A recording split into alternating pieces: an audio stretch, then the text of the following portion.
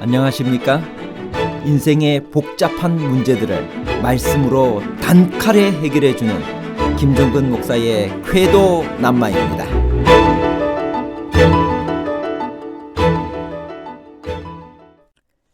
나도 그대와 같은 선지자라 라고 말한 베델의 한 늙은 선지자는 하나님의 참 선지자였나요? 아니면 사탄의 거짓 선지자였나요? 참 선지자와 거짓 선지자에 관한 복잡한 문제를 하나님 말씀의 가르침으로 명쾌하게 해결해 드리겠습니다. 왜 거짓 선지자가 참 선지자를 속이고서는 그를 가리켜 여호와의 말씀을 어긴 하나님의 사람이라고 했나요? 열왕기상 13장 26절입니다. 그 사람을 길에서 데리고 돌아간 선지자가 듣고 말하되 이는 여호와의 말씀을 어긴 하나님의 사람이로다. 여호와께서 그에게 하신 말씀과 같이 여호와께서 그를 사자에게 넘기심에 사자가 그를 찢어 죽였도다 하고, 여로보암의 종교적 배도는 결국 하나님이 보내신 선지자의 징계를 받게 됩니다. 여로보암이 베델에 세운 새로운 제단의 봉헌식에서 제사장으로서 직무를 수행하고 있었습니다.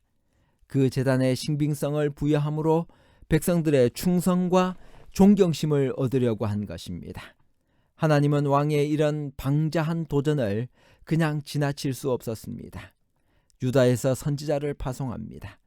그는 분향하는 여로보암에게 남방 유다에 요시야 왕이 태어나 산당 예배를 허물고 그 제사장들을 살을 것을 예언했습니다.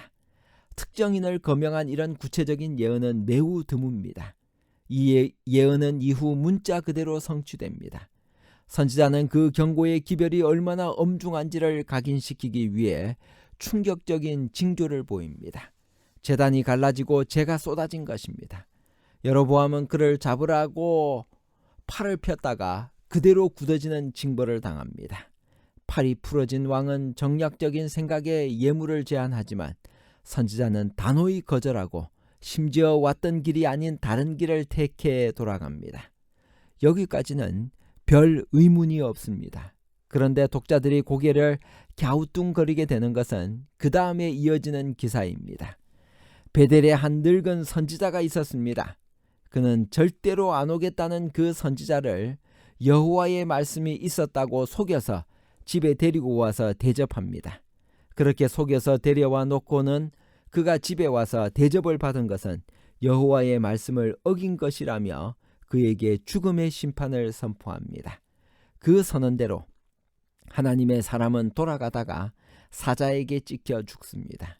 그가 죽자 늙은 선지자는 슬피 울며 자식들에게 자신이 죽으면 그의 묘실에 자신을 장사해 달라고 유언합니다. 이 늙은 선지자는 누구일까요? 그는 참 선지자인가요? 아니면 거짓 선지자인가요? 그가 참 선지자라면 왜 거짓말을 했나요?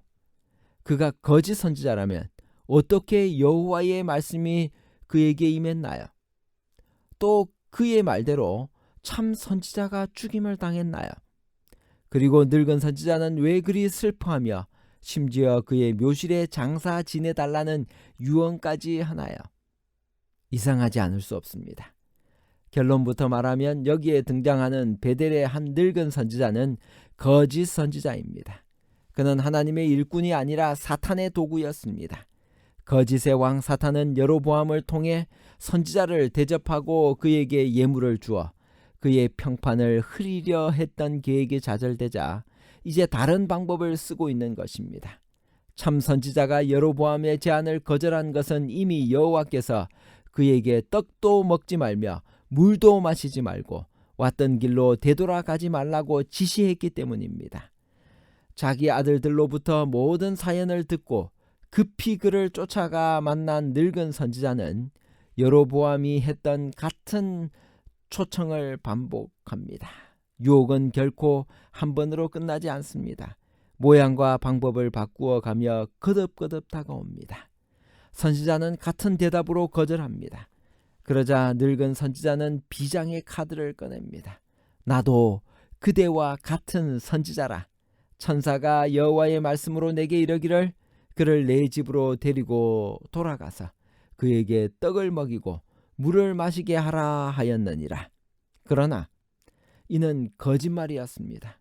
본문은 이 늙은 선지자의 말 끝에 이는 그를 속임이라고 분명히 밝혀주고 있습니다. 나도 그대와 같은 선지자라는 말은 사실입니다. 그도 선지자였습니다. 그러나 하나님의 선지자는 아니었습니다. 여호와께서는 같은 사안에 대해 서로 다른 기별을 주지 않으십니다. 예언하는 자들의 영은 예언하는 자들에게 제재를 받는 법입니다. 그의 말대로 실제로 천사가 그에게 말했다면 그 천사는 악한 천사였습니다. 하나님이 사람에게 선악과를 먹으면 반드시 죽으리라고 했을 때 뱀은 결코 죽지 아니하라고 했습니다. 거짓 선지자의 말은 하와를 속인 거짓말과 같은 근원에서 나온 것이었습니다. 안타까운 것은 이때 참 선지자가 그의 속임수에 넘어갔다는 사실입니다. 2번씩이나 돌아갈 수 없다고 대답하였던 그가 같은 선지자가 전하는 여호와의 말씀이라는 표현에 넘어가 버린 것입니다. 이에 그 사람이 그와 함께 돌아가서 그의 집에서 떡을 먹으며 물을 마십니다. 그가 자기 발로 걸어 들어간 거짓 선지자의 집은 원수의 영역이었습니다. 그들이 상 앞에 앉자 여호와의 말씀이 그 사람을 데려온 선지자에게 임합니다. 아니, 거짓 선지자에게 여호와의 말씀이 임하다니 정말인가요? 그렇습니다. 분명히 여호와의 말씀이 그 거짓 선지자에게 임했습니다. 어떻게 그런 일이 있을 수 있을까요? 그것은 여호와의 분명한 말씀을 어긴 참 선지자에게 경고를 주기 위함입니다. 그와 그를 초청한 노인이 베델에 돌아와 식탁에 함께 앉아 있는 동안 전능하신 이의 영감이 거짓 선지자에게 임하였다라고 선지자왕 106페이지에 나옵니다. 거짓 선지자는 그에게 내 시체가 내 조상들의 묘실에 들어가지 못하리라고 선언했습니다. 히브리인들은 가족 묘실에 묻히는 것이 마지막 소망이었습니다. 불순종한 선지자는 이 특권을 누리지 못할 것이었습니다. 선지자왕 107페이지에 다음과 같은 말씀이 있습니다. 불충실한 사자에게 임한 형벌은 제단에 대해 말한 예언의 진실성을 한층 더 증거하였다. 만일 선지자가 여호와의 말씀을 불순종한 후에도 안전하게 돌아가도록 허락되었다면 왕은 이 사실을 자신의 불순종을 변명하는 데 사용하였을 것이다. 갈라진 제단과 마비된 팔과 감히 여호와의 명백한 명령을 불순종한 자에게 내린 무서운 운명에서 여로보암은 하나님이 노여워하셔서 신속하게 나타내신 신속한 불쾌함을 분별해야 했고, 이 형벌들은 그에게 행악을 고집하지 말라는 경고가 되어야 했다. 거짓 선지자는 선지자의 시체를 자기 묘실에 두었습니다. 그리고 오라 내 형제여 하며 그를 위하여 슬피 울었습니다. 그러면서 내가 죽거든 내 뼈를 그의 뼈 곁에 두라고 유언했습니다. 이 말은 우리는 살아있을 때도 형제였으니 죽어서도 형제가 될 것이라는 뜻입니다. 그의 울음과 유언은 자신의 배신 행위 때문에 희생된 자에 대한 최소한의 회한과 동정의 표시였다고 볼 수가 있습니다. 그러나 그가 여로보암의 일을 하면서 참 선지자를 내 형제여라고 부른 것은 결국 여호와를 믿는 참 신앙과 여로보암이 시작한 새로운 우상 종교를 동일시한 것입니다. 그것은 백성들로 하여금 그 문제가 얼마나 심각한지를 깨닫지 못하게 만드는 또 다른 책략일 뿐입니다. 훗날 요시야 왕이 묘실들에서 사람의 뼈를 내다가 베델의 제단 위에 불사를 때 그 두 사람의 뼈들을 발견했으나 저들의 뼈는 불사르지 않았습니다. 결론입니다. 첫 번째, 나도 그대와 같은 선지자라라고 말한 베델의 한 늙은 선지자는 하나님의 참 선지자가 아니라 사탄의 거짓 선지자였습니다.